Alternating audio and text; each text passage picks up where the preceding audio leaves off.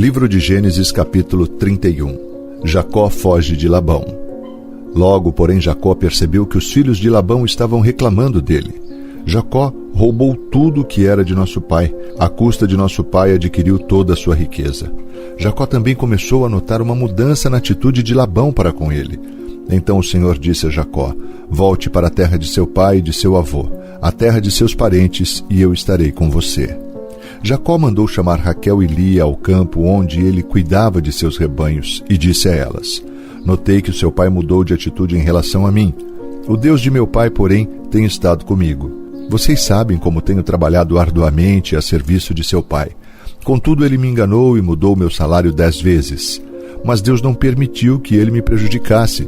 Se ele dizia: os salpicados serão o seu salário, o rebanho começava a dar crias salpicadas. E quando mudava de ideia e dizia: os listrados serão o seu salário, então o rebanho inteiro dava crias listradas. Desse modo, Deus tirou os animais de seu pai e os deu a mim. Certa vez, na época do acasalamento, tive um sonho e vi que os bodes que se acasalavam com as cabras eram listrados, salpicados e malhados.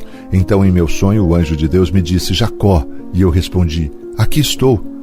E o anjo disse: levante os olhos e você verá que apenas os machos listrados, salpicados e malhados estão se acasalando com as fêmeas de seu rebanho, pois vejo como Labão tem tratado você.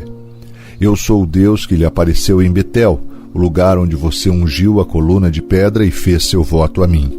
Agora apronte-se, saia desta terra e volte à sua terra natal. Raquel e Lia responderam: da nossa parte tudo bem, afinal não herdaremos coisa alguma da riqueza de nosso pai. Ele reduziu nossos direitos aos mesmos que têm as mulheres estrangeiras. Depois que nos vendeu, desperdiçou todo o dinheiro que você pagou por nós. Toda a riqueza que Deus tirou de nosso pai e deu a você é por direito nosso e de nossos filhos. Por isso, faça o que Deus ordenou. Então, Jacó montou suas mulheres e seus filhos em camelos e conduziu adiante todos os seus rebanhos. Juntou todos os bens que havia adquirido em Padã-Arã e partiu para a terra de Canaã, onde vivia Isaque, seu pai. Quando partiram, Labão estava num lugar afastado, tosqueando suas ovelhas. Raquel roubou os ídolos da casa que pertenciam a seu pai e os levou consigo. Assim, Jacó enganou Labão, o arameu, partindo sem avisá-lo de que iam embora. Jacó levou todos os seus bens e atravessou o rio Eufrates, rumo à região montanhosa de Gileade. Conflito entre Labão e Jacó. 3 dias depois, Labão foi informado de que Jacó havia fugido. Reuniu um grupo de parentes e saiu em perseguição a Jacó. 7 dias depois o alcançou na região montanhosa de Gileade. Na noite anterior, porém, Deus havia aparecido em sonho a Labão, o arameu, e dito a ele: estou avisando, deixe Jacó em paz. Labão o alcançou enquanto Jacó estava acampado na região montanhosa de Gileade e armou seu acampamento ali perto. O que você fez? Perguntou Labão. Como ousou me enganar e levar minhas filhas embora, como se fossem prisioneiras de guerra? Por que fugiu em segredo? Por que me enganou? E por que não avisou que desejava partir? Eu teria lhe dado uma festa de despedida com canções e música, ao som de tamborins e harpas. Por que não me deixou beijar minhas filhas e meus netos e me despedir deles? Você agiu de forma extremamente tola. Eu poderia destruí-lo, mas o Deus de seu pai me apareceu ontem à noite e me advertiu: deixe Jacó em paz. Entendo sua vontade de partir e seu desejo de voltar à casa de seu pai. Mas por que roubou meus deuses? Jacó respondeu: fugi porque tive medo. Pensei que o Senhor tiraria suas filhas de minha força. Quanto aos seus deuses, veja se consegue encontrá-los, e quem os tiver roubado deve morrer. Se encontrar qualquer outra coisa que lhe pertença, identifique-a diante de todos os nossos parentes, e eu a devolverei. Jacó, porém, não sabia que Raquel havia roubado os ídolos da casa. Labão foi procurar primeiro na tenda de Jacó, depois nas tendas de Lia e das 2 servas, mas nada encontrou. Por fim, entrou na tenda de Raquel. Acontece que Raquel havia pego os ídolos na casa e os escondidos na sela do seu camelo, e estava sentada em cima deles. Quando Labão terminou de vasculhar toda a sua tenda sem encontrar os ídolos, Raquel disse ao pai: por favor, perdoe-me por não me levantar para o Senhor, mas estou em um período menstrual. Labão continuou a busca, mas não encontrou os ídolos da casa. Jacó se enfureceu e discutiu com Labão. Qual foi o meu crime? Perguntou ele. O que fiz de errado para o Senhor me perseguir como se eu fosse um criminoso?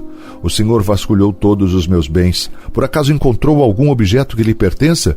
Coloquei-o aqui diante de nossos parentes para que todos vejam, que eles julguem entre nós dois. Estive 20 anos com o Senhor, cuidando dos seus rebanhos. Ao longo de todo esse tempo, suas ovelhas e cabras nunca abortaram.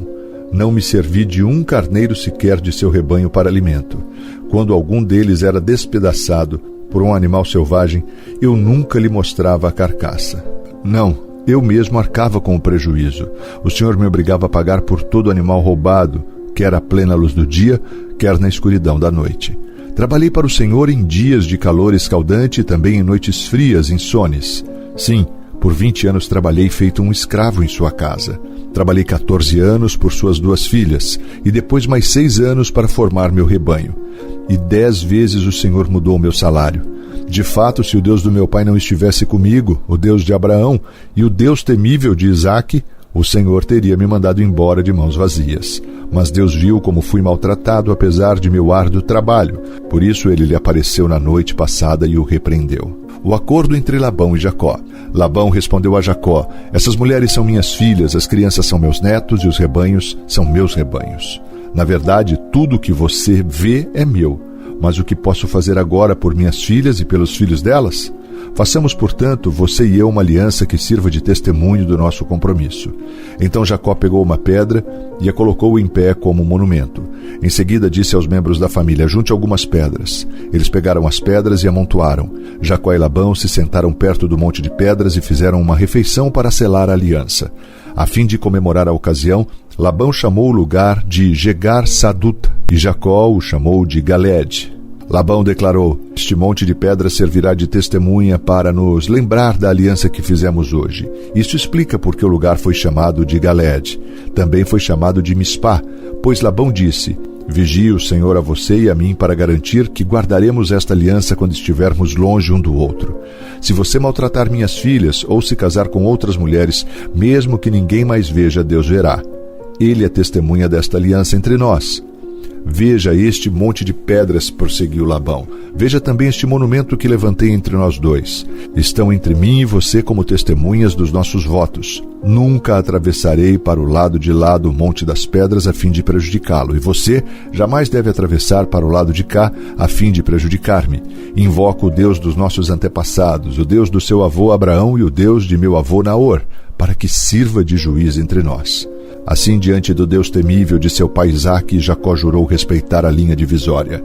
Então Jacó ofereceu sacrifício a Deus na montanha e convidou todos para a refeição comemorativa. Depois de comerem, passaram a noite ali. Na manhã seguinte, Labão se levantou cedo, beijou seus netos e suas filhas e os abençoou. Depois, partiu e voltou para casa.